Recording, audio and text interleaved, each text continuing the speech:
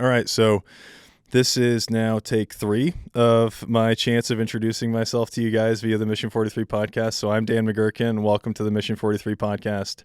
I am the new director of Mission43 and your new host for the podcast itself. So this is just a really short episode to try to introduce myself and kind of cover some ground on what Mission43 is, what we're doing, and kind of what's coming down the pipe. I have been Mission43 director for a few months now as of this filming, and I couldn't be more grateful to be here doing this. I am an Idaho native. I and my wife Abigail are both from Moscow, Idaho originally. Both grew up there, and we just kind of wrapped up about 13 years total of service and moved our family back to Idaho. We always knew it was going to be Idaho. And we now have 3 beautiful young kids that keep me very busy and sleep deprived. And that's why I'm pounding coffee while I'm up here doing this podcast filming with you guys. So a little about me. Like I said, from Idaho originally. I went to the University of Washington and went through the Naval ROTC program there. I commissioned in the Marine Corps and served as a ground intelligence officer for the better part of a decade. My wife and I were married about 10 days before we drove off to Quantico to start the basic school. So it was a journey that we took together the entire time, and it was kind of fun being 2 kids from North Idaho, just out boondocking around and figuring it all out. I served initially as a battalion intelligence officer and deployed to the Middle East and served in Syria and Afghanistan. I also served later on as a Scout Sniper Platoon commander, which was an incredibly valuable experience that I am forever grateful for. We did also execute during that deployment to the southwest border, and it was just a ton of great opportunities leading that platoon to get to grow as myself and learn a lot from the Marines that I was so fortunate to get to lead. I left that duty station and moved to Washington, D.C. At that point, Abby and I had a 6-month-old, so that was a good education in moving a 6-month-old across the country over a 3-day drive, and like to never do that again, basically. All of our other moves, we flew the kids. We showed up in D.C., and I went through the National Intelligence University and got a graduate degree in strategic intelligence with a focus in China studies. That was a really great opportunity to kind of grow and broaden myself as a person.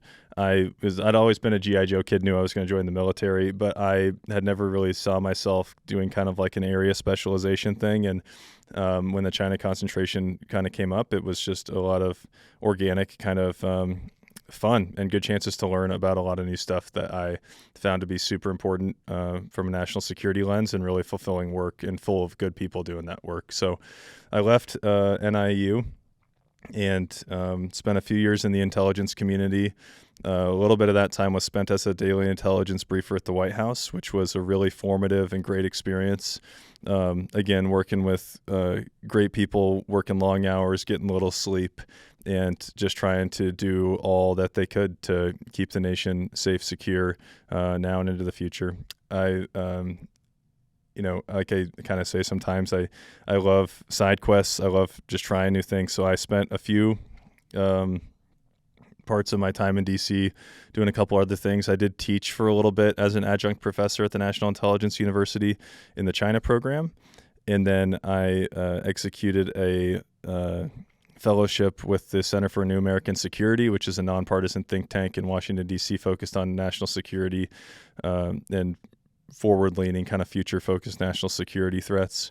And then I also spent a little bit of time as a military mentor in the United States Senate Youth Program, which was just a fantastic experience, getting to work with kids that I saw a lot of myself in, who were young, full energy, coming from communities of everywhere between, hundreds of thousands of people out of a city or a high school to one that I worked with out of a Midwest state that was from a town of about 200. And, it was really awesome and great to see that even at that age, the kind of service-oriented bug was really alive and well.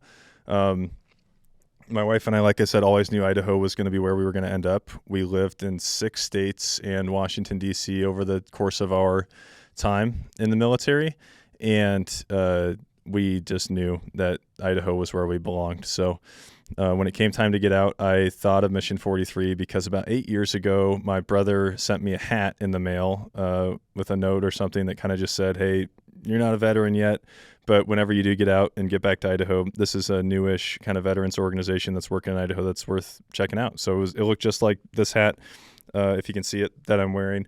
And it's just a little dirtier now. It's in my closet in our house down here in Boise. So we got close to get that time of, okay, we have kids, going to enter a new season of life. I'd spent a lot of time, as you can probably tell, like just running around searching for different things that I like to do, and what was going to find and provide purpose. And we started thinking about, okay, how can we orient me and our family towards doing good work back here in Idaho, where we care about and what we love. And so I got connected with Mission 43 because they'd always been kind of fore of mind for me whenever the transition was going to come around. I executed a skill bridge thanks to Allison and team and Dan Nelson at Mission 43. And I completely found everything that I was looking for and had spent a lot of months and probably the better part of a year or two, like spinning my wheels on when I was making that transition out of the military, which I'm finding doesn't really ever stop, because you just are, kind of driven to want to do more and grow. And Mission 43 and the Idaho Outdoor Fieldhouse and CAF and Summit Hyperbarics and Wellness, I totally found everything that I was looking for. I found a place where people were coming together as a community of service-oriented people that want to push themselves and try new things and grow physically, mentally, emotionally, and do it all, in a world-class outdoor state and place that we care about, which is Idaho. So I totally fell in love with everything that Mission 43 does and was doing at the time, and honestly kind of fell backwards into this position, just being totally transparent. And I now wake up every day and help my kids get ready for school down here in Boise and help our infant wake up and get settled for the day and start throwing blocks around. And then I drive off to work at the field house, and I feel an immense sense of gratitude to get to come do this work every day. And I think it's really exciting what Mission 43 is doing and is coming down the pipe. It's probably worth covering a little bit of that. Mission 43 kind of grows from this idea, how I package it, and this is just me talking, but that veterans and their spouses and their families are service-oriented people that are going to do good in their communities for their entire life. And we love Idaho and care about Idaho, and we'd love to help attract, support, and connect them doing that goodness here in Idaho. There's no catch whatsoever. We support any veteran or military spouse, and we also are kind of leaning into a little bit of family programming. The work that we do is across 3 pillars, which are education, employment, and engagement. But I kind of like to say there's 5 lines of effort, and I, to be totally transparent, kind of line those up with the things that I found that I was looking for coming out of the military. And the first one is employment that feels like a step forward and not a step backward for that veteran or spouse who has spent a lot of their life to that point either moving around or trying to find purpose in a new way. So something that feels like you're doing something important and you're continuing to progress and grow.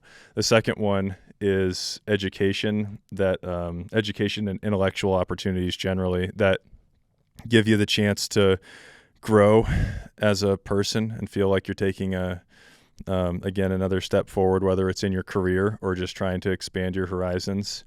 The third one is resources and training and fitness opportunities, a lot of times via the Idaho Outdoor Fieldhouse and alongside the Challenged Athletes Foundation, to achieve fitness and wellness goals that you have probably backburnered to this point, depending on what season of life you're in. I got young kids, so it's not like I'm getting to work out like 4 times a day, but we offer a lot of different types of programming that will help you achieve those goals, whether it's something we did last year or this past year, helping folks train up for the Ironman, or if you got something more oriented on just getting outside and being healthy. The fourth one rather, is the knowledge, skills, and confidence and community to enjoy Idaho's world-class outdoors in a way that you have probably always hoped to or tried to as you navigated your military career, but found that maybe it was like a little hamstrung just given the pace of life, or depending on what phase your family was in. We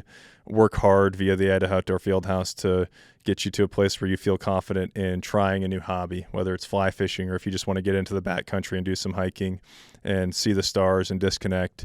Idaho is a world-class place to do that. So we want to encourage people to get involved and explore that part of their life that they probably haven't had the chance to prioritize for a while.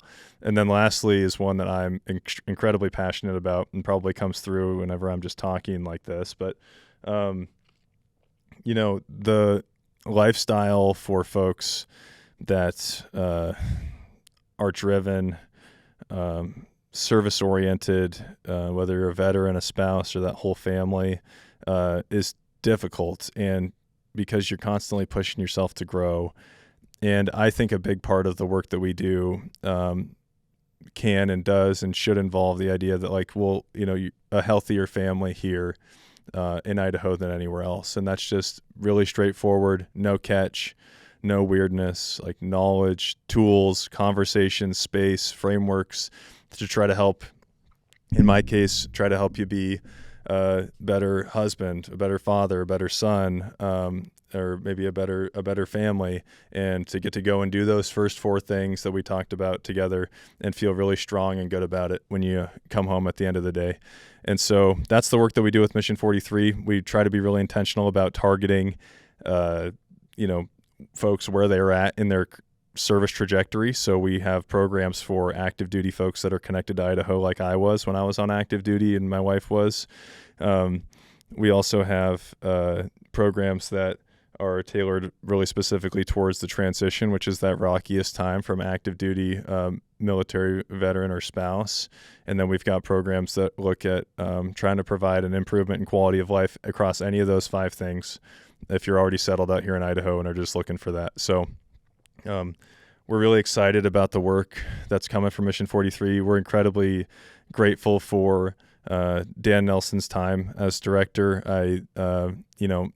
Dan wrote me a note that was really nice and meant a lot when I was coming off the transition. And, we feel really passionately and strong at Mission43 that we're in a great place, and we're really looking forward to continuing to engage with the folks that are already linked up with us and also get together with the folks that are just now finding us. So a great way to get started if you're just learning about Mission43 is to just hop on the website, explore the different programs that we have to offer.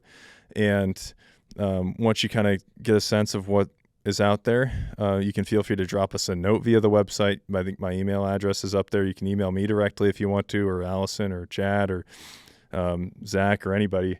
And just start showing up to events. We hear a lot the question of, because of, we're grateful to have the type of members that we do. It's like, how can I help? How can I get involved? The biggest thing that folks can do is if any of this is resonating with you, is to just come and be yourself. And, the members are what make this what it is. And you just coming to an event or being a part of a cohort or joining the Leaders Fellowship and being yourself and helping other people grow by being yourself and be there is the most we could ever ask you to do. And I know it feels a little weird, but that's the truth, is that, like I said, the members make this what it is. And it's not me. It's not any of our staff. It's not any of the things we do. It's the fact that we're getting folks together that are all rowing towards the same thing, which is being stronger, feeling better about ourselves, and feeling like we're doing good for our communities in our state here in Idaho. So like I said, I literally pinch myself on the way to work every day. I am so grateful to be here doing this. Hopefully that the podcast is a value add for folks. We've got a lot of great stuff coming down the pipe for the podcast. We're going to lean into next year as the 25th anniversary of 9/11 and try to provide some really intentional programming that intersects with Idaho, national security, 9/11, and the global war on terror.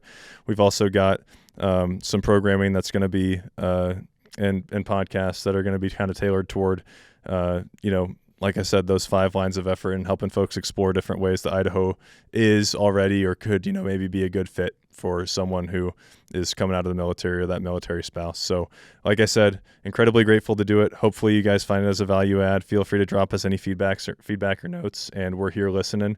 And thank you for taking the time to listen. I look forward to getting to know anybody. If you swing by the field house, make sure you pull me out. If I'm hiding behind the office or if I'm hanging out in the lobby like I am most of the time, I'd love to get to talk to folks and know who they are and hear your story. So like I said, I'm Dan McGurkin. This is the Mission 43 podcast, and I'm really looking forward to what's to come for Mission 43 and incredibly grateful for the amazing foundation that you have all helped build and Mission 43 sits on right now. So have a great day and enjoy.